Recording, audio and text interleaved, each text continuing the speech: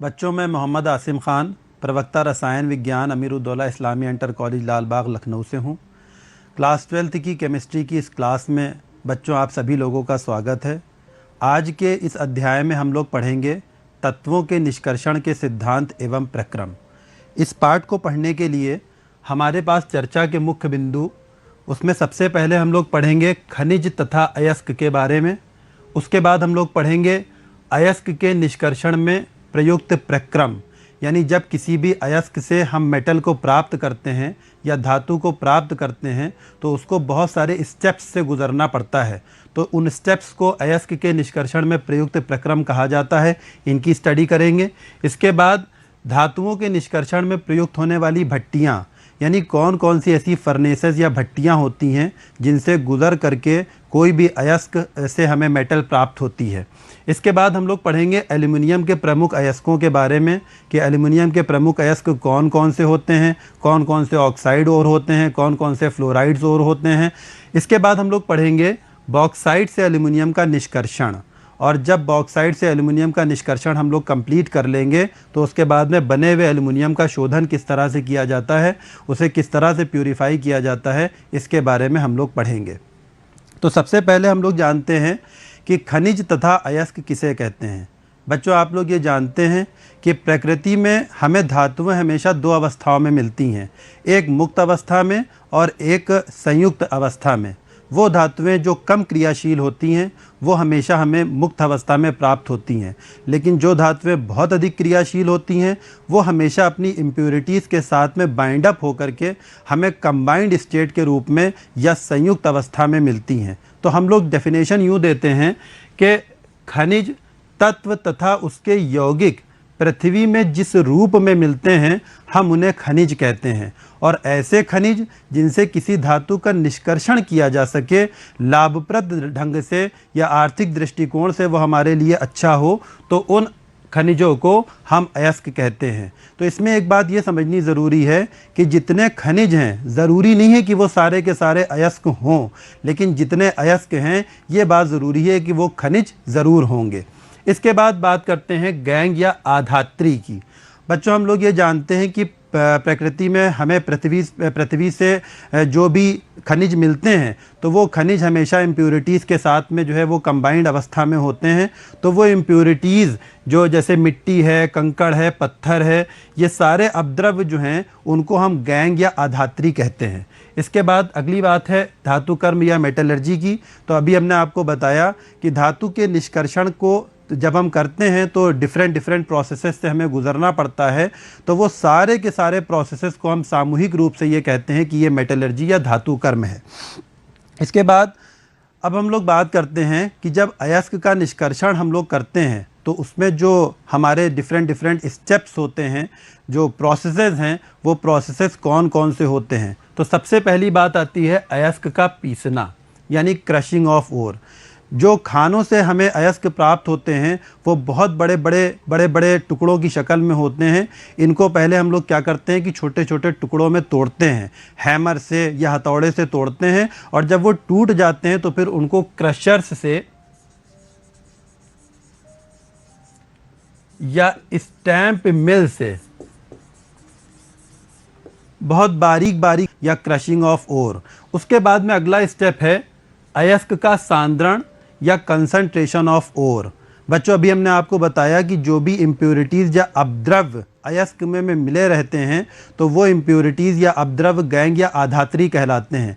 तो इन गैंग या आधात्री को अयस्क से अलग करने का जो प्रोसेस है उस प्रोसेस को हम कहते हैं अयस्क का सांद्रण। अयस्क का सांद्रण ये अलग अलग अयस्कों में अलग अलग तरीके से होता है।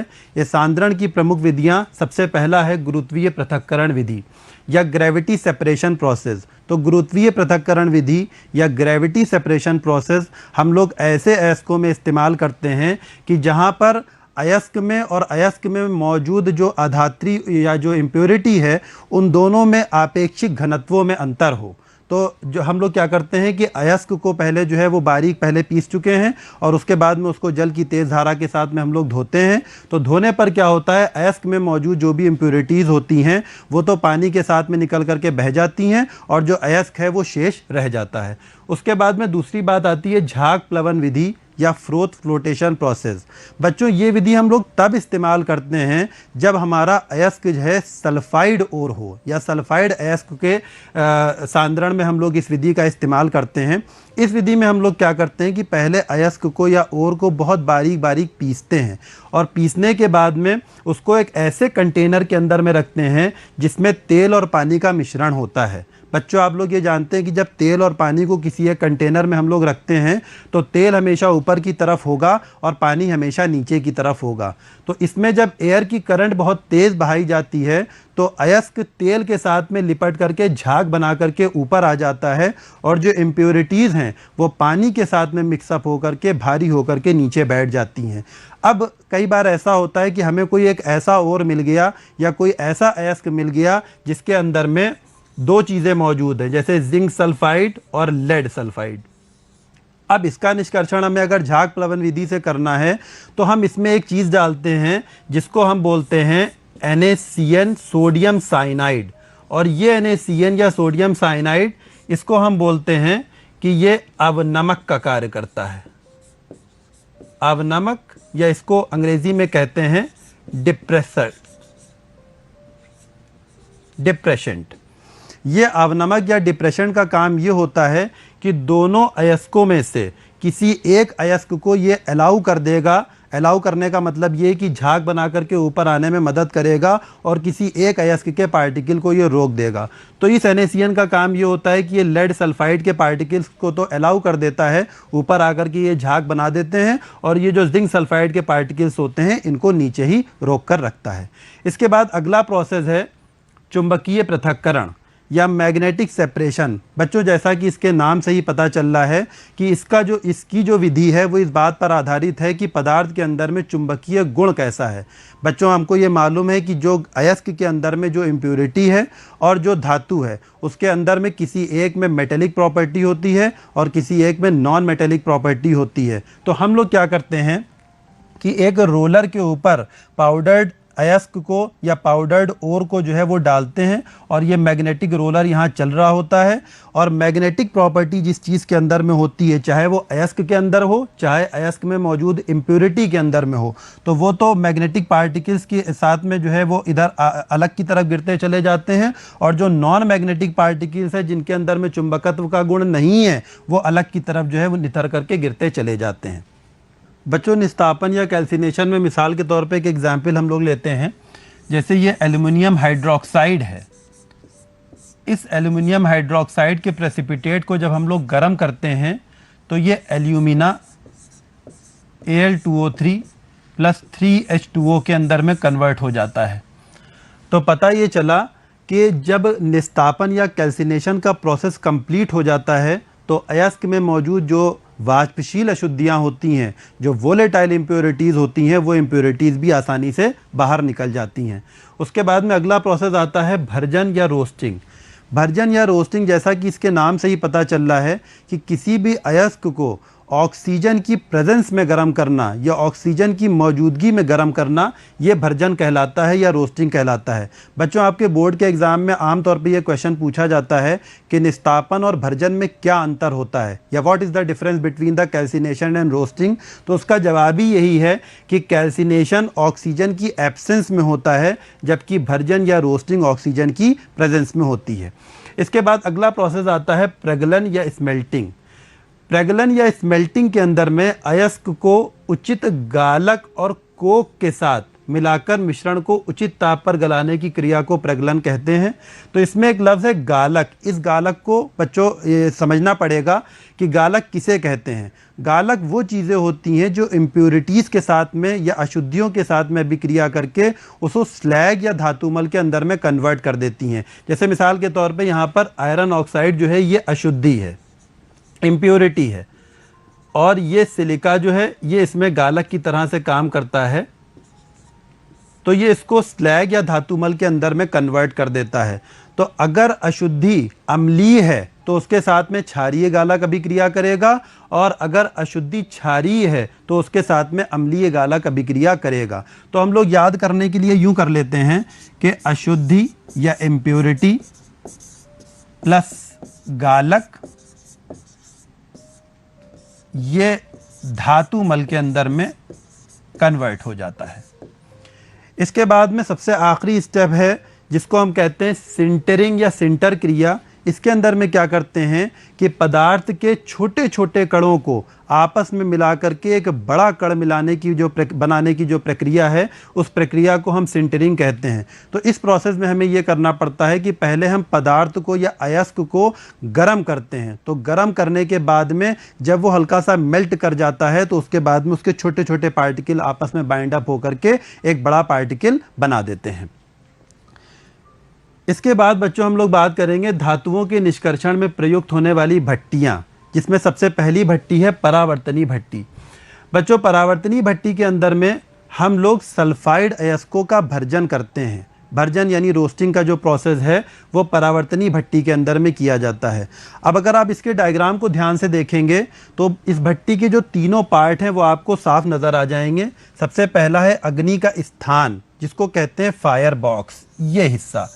दूसरा पार्ट होता है भट्टी का तल या चूल्हा, जिसको हम कहते हैं, वो ये वाला पार्ट है भट्टी का तल या चूल्हा।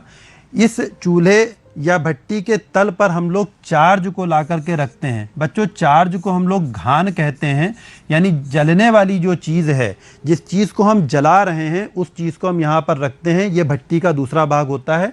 और इसके बाद में भट्टी का जो तीसरा भाग है वो ये चिमनी है, जहाँ से जितनी भी इम्प्योरिटीज़ हैं या अपद्रव्य चीज़ें हैं या व्यर्थ गैसें हैं वो यहाँ से बाहर निकलती हैं। इसके साथ साथ में आप ये देख रहे हैं कि यहाँ पर दो छोटे छोटे से ट्यूबियर्स लगे हुए हैं। इन ट्यूबियर्स का काम ये होता है कि गर्म वायु का झोंका इन ट्यूबियर्स के ज़रिए से इस भट्टी के अंदर में भेजा जाता है। तो बच्चों आप लोगों ने देखा इसके मेन 3 पार्ट हैं इस भट्टी के। सबसे पहला है अग्नि का स्थान, दूसरा है भट्टी का तल या चूल्हा, और तीसरा है चिमनी। इसके बाद में अगली भट्टी आती है मफल भट्टी। बच्चों इसमें हम लोग बेसिकली ये करते हैं कि जो जिंक धातु का निष्कर्षण है उसमें इस भट्टी का इस्तेमाल करते हैं। इस भट्टी में अगर आप ध्यान से देखें इसके डायग्राम को, तो इसके अंदर में जो जलने वाली चीज़ है वो एक चैम्बर के अंदर में बंद रहती है। जैसे ये एक चैम्बर है और दूसरा चैम्बर ये है, तो इन चैम्बर्स को हम कहते हैं मफल, और इसी मफल नाम के आधार पर इस भट्टी का नामकरण किया गया है मफल भट्टी। तो इसकी ख़ास बात यह है कि इसके अंदर में जो आग हम लोग जलाते हैं वो आग इस चार्ज या जलने वाली चीज़ के डायरेक्ट कांटेक्ट में नहीं होती है। यानी पहले इस आग को हम लोग जलाते हैं, इस आग को जलाने पर जो यहाँ पर गैसें बनती हैं उन गैसों के माध्यम से जो है ये चार्ज जो है ये गर्म किया जाता है। इसके बाद अगली भट्टी जो है जिसको हम लोग वात्या भट्टी कहते हैं, वात्या भट्टी में प्रगलन या स्मेल्टिंग का प्रोसेस कराया जाता है। इस भट्टी को यदि हम ध्यान से देखें तो इस भट्टी में हमको 3 पार्ट दिखाई देते हैं। सबसे पहला ऊपर की हिस्से में थ्रोट है, और फिर उसके बाद में बीच का हिस्सा जो है वो शैफ्ट है, और सबसे नीचे के हिस्से में जिसको हम ये कहते हैं कि ये चूल्हा है। तो ऊपर की तरफ बच्चों ये जो हमको दिखाई दे रहा है इसके अंदर में कप एंड कोन अरेंजमेंट होता है। उस कप और कोन अरेंजमेंट के ज़रिए से जो चार्ज है, जिस चीज़ का हम प्रगलन करने जा रहे हैं उसको यहाँ से इस हॉपर के माध्यम से अंदर भट्टी के अंदर में डाल दिया जाता है। इस भट्टी के अंदर में ऊपर से नीचे तक आने पर टेम्परेचर लगातार बढ़ता चला जाता है, और टेम्परेचर के हिसाब से ही इस भट्टी के अंदर में कई सारे जोन्स हैं जिसको आगे हम लोग आयरन की मेटलर्जी के अंदर में पढ़ेंगे। इसके बाद भट्टी का जो बीच वाला भाग है इसको आप यूं देख सकते हैं, बीच वाले भाग के अंदर में 2 कोण आपको नज़र आ रहे हैं। तो ये वाला जो कोण है इस कोण को हम कहते हैं बॉडी, और जो नीचे वाला हिस्सा है ये वाला हिस्सा है इसको बोलते हैं बॉश। जहाँ पर बॉश ख़त्म होता है वहाँ पर 2 ट्यूबर्स लगे हुए होते हैं। इन ट्यूबर्स का काम ये होता है कि गर्म वायु के झोंके को अंदर की तरफ भेजना। अब ऊपर से यहाँ पर चार्ज गिर रहा है, इधर से गर्म वायु का झोंका अंदर भेजा जा रहा है। ऑक्सीजन की मौजूदगी में अलग अलग टेम्परेचर पर अलग अलग रिएक्शंस होती हैं और उसके बाद में जो मॉल्टन स्लैग है वो ऊपर जमा हो जाता है और जो मॉल्टन आयरन है यानी गलित अवस्था में जो आयरन है वो नीचे की तरफ इकट्ठा होता चला जाता है। तो नीचे की तरफ जो निकास छेद है इससे मॉल्टन आयरन बाहर निकलता जाता है और ऊपर की तरफ जो छिद्र है इससे मॉल्टन स्लैग या धातुमल बाहर की तरफ निकलता चला जाता है। इसके बाद बच्चों हम लोग पढ़ेंगे एल्युमिनियम के प्रमुख अयस्क कौन कौन से हैं। तो एल्युमिनियम के प्रमुख अयस्क हैं, सबसे पहला है बॉक्साइट जिसका सूत्र होता है Al2O3 2H2O। इसके बाद अगला है डायस्पोर Al2O3 H2O। इसके बाद है कोरंडम Al2O3। बच्चों ये तीनों ओर ऑक्साइड ओर कहलाते हैं। ये तीनों ओर ऑक्साइड ओर कहलाते हैं क्योंकि इनके अंदर में ऑक्सीजन मौजूद है। उसके बाद अगला ओर है या अगला अयस्क है क्रायोलाइट Na3Al(F6)। इसको फ्लोराइड ओर कहते हैं। उसके बाद में सबसे आखिरी वाला है जिसको कहते हैं एल्यूनाइट K2SO4 Al2SO4 whole thrice 4AlOH का होल थ्राइस। तो यहाँ पर चूंकि सल्फेट मौजूद है इसलिए हम इसको इसका सल्फेट ओर कहते हैं। बच्चों मेनली हम लोग जो एल्युमिनियम का निष्कर्षण करते हैं वो बॉक्साइट से करते हैं, क्योंकि बॉक्साइट एक ऐसा ओर होता है कि जिसके ज़रिए से हमें जो निष्कर्षण का प्रोसेस हम करते हैं उस निष्कर्षण के प्रोसेस में कम खर्च पर ज़्यादा मात्रा में और ज़्यादा प्योर क्वांटिटी में हमें एल्युमिनियम प्राप्त होता है। इसके बाद में बॉक्साइट के शोधन की 3 विधियाँ होती हैं, हॉल विधि, बेयर विधि और सरपेक विधि। तो बारी बारी से इन विधियों का हम अध्ययन करेंगे। अभी आपको बच्चों एक बात ये बताना है कि जो हमारे पास में जो बॉक्साइट होता है उसमें 2 चीज़ें अशुद्धियों के रूप में होती हैं। एक अशुद्धि है जिस आयरन ऑक्साइड की और दूसरी अशुद्धि है सिलिका की। तो अब हम कौन सी विधि कब इस्तेमाल करते हैं, इसमें ये बात जानने की है या ये बात याद रखने की है कि जब हमारे अयस्क में यानी बॉक्साइट के अयस्क में आयरन ऑक्साइड और सिलिका की अशुद्धियाँ बराबर मात्रा में मौजूद होती हैं तब फिर हम बॉक्साइट का शोधन हॉल विधि से करते हैं। इस विधि में हम लोग क्या करते हैं कि बॉक्साइट में सोडियम कार्बोनेट के साथ में फ्यूजन कराते हैं। तो सोडियम कार्बोनेट के साथ फ्यूजन कराने पर हमें मिलता है sodium Meta aluminate. Sodium Meta aluminate. अब सोडियम मेटा फर्स्ट स्टेप में sodium Meta aluminate, carbon dioxide और वाटर हमें मिला। फिर ये तीनों चीज़ें आपस में रिएक्शन करके लगभग 30 से लेकर के 60 डिग्री सेंटीग्रेड पर एल्यूमिनियम हाइड्रोक्साइड का प्रेसिपिटेट बना देती हैं।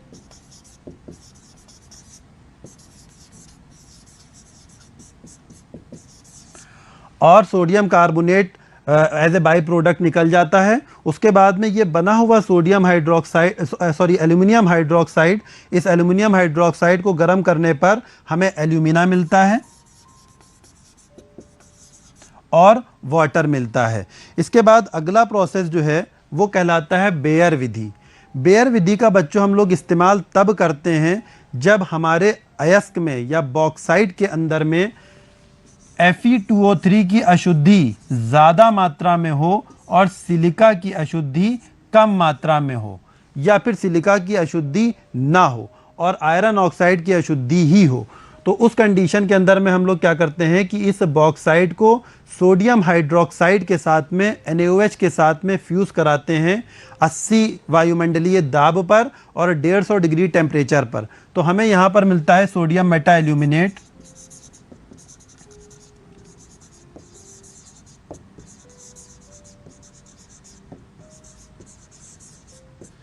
और ये सोडियम मेटा एल्यूमिनेट जब पानी के साथ में अभिक्रिया करता है तो यहाँ पर एल्यूमिनियम हाइड्रोक्साइड का प्रेसिपिटेट बनता है और सोडियम हाइड्रोक्साइड फिर से रिलीज़ हो जाता है। अब ये एल्यूमिनियम हाइड्रोक्साइड लगभग 1500 डिग्री सेंटीग्रेड पर जब डिकम्पोज होता है या अपघटित होता है तो डिकम्पोज या अपघटित होकर फिर से हमें एल्यूमिना प्राप्त हो जाता है। इसके बाद तीसरा प्रोसेस है सरपेक विधि। सरपेक विधि का बच्चों हम लोग तब इस्तेमाल करते हैं जब बॉक्साइट के अंदर सिलिका की इम्प्योरिटी ज़्यादा मात्रा में हो और आयरन ऑक्साइड की इम्प्योरिटी कम मात्रा में हो, या आयरन ऑक्साइड की इम्प्योरिटी ना हो, केवल सिलिका की अशुद्धि मौजूद हो। इस प्रोसेस में हम क्या करते हैं कि बॉक्साइट को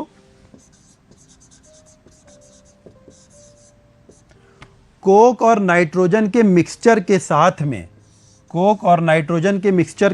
में 1800 डिग्री सेंटीग्रेड पर गर्म करते हैं, जिससे हमें एल्यूमिनियम नाइट्राइड मिलता है।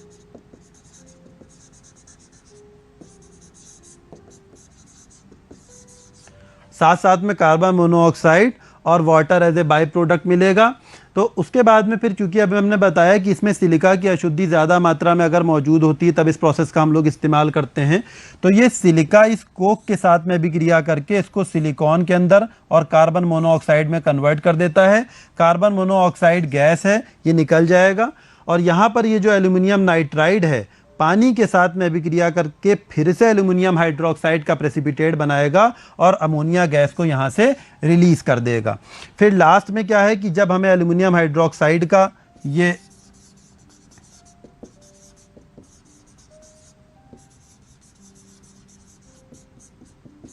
एल्यूमिनियम हाइड्रोक्साइड का ये जो प्रेसिपिटेट मिल रहा है, इस प्रेसिपिटेट को हम फिर से गर्म करते हैं, जिससे हमें एल्यूमिना प्राप्त हो जाता है और पानी एज ए बाई प्रोडक्ट यहाँ से निकल जाता है। तो बच्चों, चाहे बेयर विधि हो, चाहे हॉल विधि हो, चाहे सरपेक विधि हो, तीनों ही विधियों से हमें एल्यूमिना प्राप्त होता है। अब इस एल्यूमिना का हम लोग शोधन करके एल्यूमिनियम बनाते हैं। वो एल्यूमिनियम बनाने का बच्चों तरीका ये है कि इसके लिए हम लोग क्या करते हैं कि एक बड़ा सारा टैंक लेते हैं जो आयरन का होता है और इसके ऊपर कार्बन के हम लोग एनोड लगा देते हैं। फिर उसके बाद में क्या है कि इसके अंदर में एल्यूमिना, गलित क्रायोलाइट और या फ्लोरस्पार लेकर के उसको जो है वो गर्म किया जाता है। तो गर्म करने पर क्या है कि ये हमने यहाँ पर ये क्रायोलाइट लिया इसलिए है क्योंकि यहाँ पर निर्जल एल्यूमिना जो है इसका गलनांक बहुत ज़्यादा होता है, लगभग 2000 डिग्री सेंटीग्रेड या उससे भी ज़्यादा होता है। क्रायोलाइट मिला देने से इस मिश्रण का गलनांक बहुत कम हो जाता है। फिर क्या है कि यहाँ पर हमें इलेक्ट्रोलिसिस का प्रोसेस होता है। इलेक्ट्रोलिसिस का प्रोसेस कंप्लीट होने पर हमें कैथोड पर एल्यूमिनियम मिलता है और एनोड पर ऑक्सीजन मिल जाती है। इसके बाद ये बना हुआ एल्यूमिनियम प्योर नहीं है, इसको और ज़्यादा प्यूरीफाई करने के लिए हम लोग क्या हूप प्रोसेस का इस्तेमाल करते हैं। हूप प्रोसेस के इस्तेमाल के लिए हम लोग क्या करते हैं कि यहाँ पर फिर से एक इलेक्ट्रोलिसिस का प्रोसेस करवाने के लिए 3 लेयर्स बनाते हैं। एक आयरन के टैंक के अंदर में ऊपर हम लोग ग्रेफाइट के कैथोड्स लगाते हैं, बीच में हम लोग क्या करते हैं 3 लेयर्स में सबसे ऊपर वाली लेयर के अंदर में प्योर एल्यूमिनियम, सबसे नीचे वाली लेयर में इम्प्योर मॉल्टेन एल्यूमिनियम और बीच के अंदर वाली लेयर में बेरियम, एल्यूमिनियम, सोडियम के फ्लोराइड्स लेकर के इसका इलेक्ट्रोलिसिस का प्रोसेस कराते हैं। तो जब हम लोग इलेक्ट्रोलिसिस का